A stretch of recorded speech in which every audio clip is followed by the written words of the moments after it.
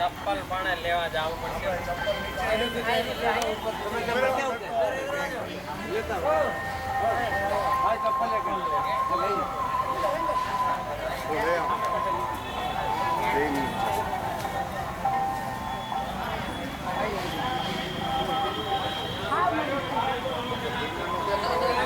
આ છે તિરુપતિ બાલાજી જવા માટે ચાલીને જવા માટેનો રસ્તો.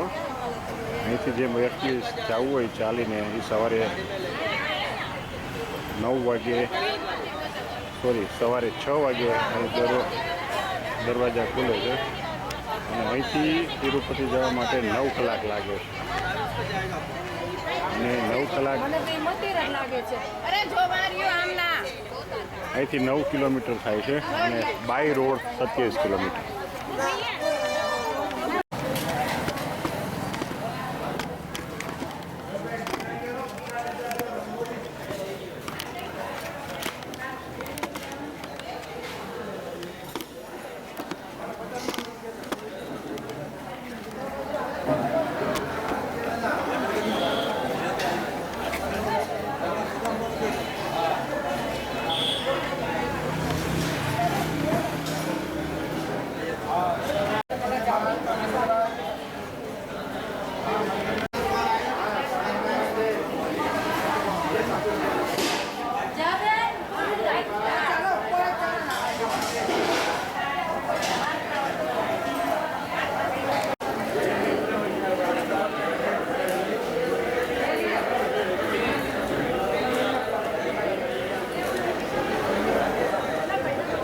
હોટલમાં સવારમાં આ રીતે પાર્કિંગમાં નાસ્તો બનીને દેવામાં આવે છે. આજનો દિવસ એકદમ અલગ સુધી જેવું લાગે છે. 8 વાગે અમને બહાર નીકળવાનું કીધું હતું ચેકઆઉટનો ટાઈમ, પણ અચાનક જ કીધું કે હવે તમારે 7 વાગે ચેકઆઉટ કરવું પડશે. બધા દોડા દોડીમાં ભાગ્યા. અત્યારે 7:30 નાસ્તો, 11:30 જમીને બસમાં બેસી જવાનું. પહેલાં કહેવામાં આવ્યું હતું કે આખો દિવસ 8થી 9 દિવસ 10 દિવસ તમારે એસી બસ રહેશે, પણ હવે વાત થોડીક બદલી છે. એસી બસને બદલે અહીંથી 100 કિલોમીટર સુધી સાદી બસ આવશે. આંધ્રની બોર્ડર વહીટા આંધ્રપ્રદેશની બોર્ડર વહીટા બાદ ત્યાંથી એસી બસનું આયોજન થશે એવું કહેવામાં આવે. અમારા બધા સહપ્રવાસીઓ છે.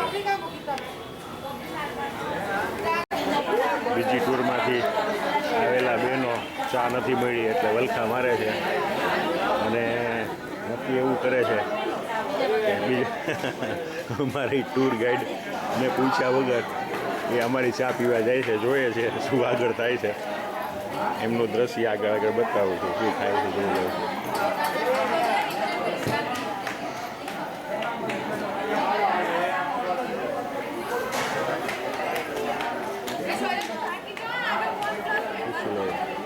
એમ કે પૂછીને પીશું એમ કહે છે.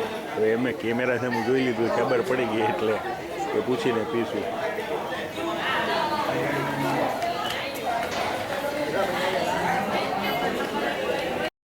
અમારે અડધી ઊંઘ છે, રાતે 12 વાગે સૂતા છે, 6 વાગે જગાડી દીધા. હવે અમારા જો અમારા કાકી છે ને રાડા રાડી કરે છે અને એમ કહે છે કે અમારો વિડીયો કેમ ઉતારતા નથી. એટલે જો અમે એમનો વિડીયો ઉતારી દે. હાલો, અમારા લીલાબેન છે, પછી અમારા વિજયા કાકી છે અને મારા ધર્મપત્ની મમતા. આ ધોરાજીના છે અમારા બે આંટીઓ. મારા ધર્મપત્ની છે એ મારા તો કહી દીધું ને, આ જુનાગઢના છે. ધોરાજીનું કુટુંબ છે. અમે બધા સારા માણસો છે.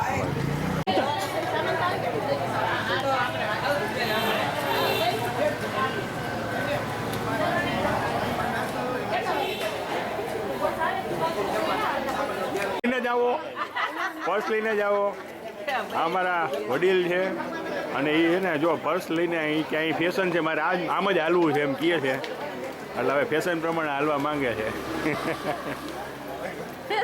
ફેશન શો કરે છે. વાહ વાહ, ખૂબ ફેશન શો સારો છે.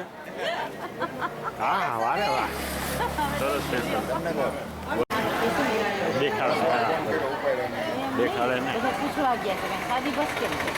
તો કે હું તમને સાચું કહી દઉં, કહી દઉં કે જો અમારા માધવ ટૂર્સવાળા ઈનાબેન છે અને અમારા પાર્થભાઈ બહુ સારું કહેતા હતા કે ભાઈ તમને સાચું કહી દઉં 100 કિલોમીટર સુધી સાદી બસ છે અને 100 કિલોમીટર બાદ એસી બસ આવશે. હવે વાત આખી ફરી ગઈ છે પાછી. હવે આ વિશે તમારું મંતવ્ય શું કહેવાનું થાય છે? મારું મંતવ્ય એમ કે છે કે અમે હિનાબેનને એમ કહ્યું હતું કે અમને ત્યાંથી બસ માટે એસી બસ મળશે, તમને કોઈ જાતની ચિંતા નથી. એટલે અત્યારે અમને સાદી બસમાં બોર્ડર લગાડ લઈ જાય છે 100 કિલોમીટર, તો એ એમની ભૂલ છે. આ વિશે અમે અમારા બધા આવ્યા છો મેમ્બર બધા દર્શન માટે, એ બધા આક્રોશમાં છે. હવે આગળ મંતવ્ય અમારા વડીલ મુરબ્બી શ્રી જયંતિ કાકાનું લઈએ છીએ કે આ લોકો જો આ રીતે કરતા હોય તો શું વળતરની કોઈ યોજના હોઈ શકે? જુઓ, હવે અત્યારે જ્યારે અમે બુકિંગ કરાવ્યું ત્યારે અમને એમ કહેવામાં આવ્યું હતું કે એસી ટ્રેન અને એસી બસ સિવાય તમારે કાંઈ કરવાનું નથી. છતાંય શરૂઆતમાં રાજકોટથી અમદાવાદ સુધી સાદી ટ્રેન કરી અને પછી અમે અહીંયા ઉતર્યા. પછી અમારી હોટલમાં લિફ્ટની સગવડતા નથી. પછી નીચે તમારે બાથરૂમ જવું હોય તો ચોથા માળે જવું પડે, નીચે બાથરૂમની સગવડતા નથી. અને નાસ્તો પાણી જે કરવાની વાત હતી તો કે અમે તમને ઇડલી, ઢોસા, સંભાર, અગર તો થેપલા, પૂરી, નાસ્તો એવું દેશું. એને બદલે અમને અત્યારથી સૂકો નાસ્તો ખવડાવે છે અને બધા લોકો અત્યારે અજંપા ભરી સ્થિતિમાં છે. તો અત્યારે હવે અમારે શું કરવું એ કંઈ ખબર નથી પડતી અને બધા લોકો આક્રોશમાં આવી અને એકદમ બધા મૂંઝવણમાં મુકાઈ ગયા છે. તો આ તકે અમને વળતર આપવા મને વિનંતી છે અને આ ખરેખર આવો પ્રવાસ દુઃખદાયક છે. બરાબર, એટલે હું કંઈ હવે આગળ બોલી શકું એમ. મારું કહેવાનું એમ છે કે જો આવી પરિસ્થિતિ હોય તો શું તમને વળતર મળવું જોઈએ? મળવું જ જોઈએ. પણ અમે વળતરમાં માનતા નથી, અમને ફૂલ ફેસિલિટી સગવડમાં માનો છો? હા, જોઈએ. વાહ વાહ, બીજું કંઈ નહીં. Okay, thank you. તમે અમને આમાં એ મૂકી દો. તમે બસ આવે ન બે હોય તો ન થાય. ઓલાને હું ગમકાયો. હવે આ બેનનું બેન તમારું ઇન્ટરવ્યુ લેવામાં આવે છે. શું મંતવ્ય હોટલ વિશે તમારું મંતવ્ય આપો. તમને કઈ તકલીફ અમને નમસ્કાર કરવા છે, બીજા કાંઈ નથી કરવું. નમસ્કાર. નમસ્કાર. નહીં? કાલ હોટલ અમેરિકા બાબત જતા હતા ને પાછા આજ બી આવ્યા ને એના. હોટલ બાબતમાં રોડાઈ ભાઈ મને તમે કાલ એટલી રોઈ છું ભાઈ રાત સુધી. એટલે આ બીજી વાત વળગી ગયા. હવે શું ભાઈ મેડમ તને શું કહેતા? મેડમ શું કહેતા? કહેતા હતા કે ઓલા હોટલ વાળો કે તમે એડજસ્ટ કરો. મેં તમે કઈ રીતે કરાવો સામાનમાં? હોટલ વાળો ભાષા કે તમે સમજો હોય કે આ સુરતની પાર્ટી આવી ને એમને તો સામાન ક્યાં રાખો? એને છે ને એનો કારીગર બોલાવી અને એને અહીં ગોઠવાવી. કોઈ એની કરીએ.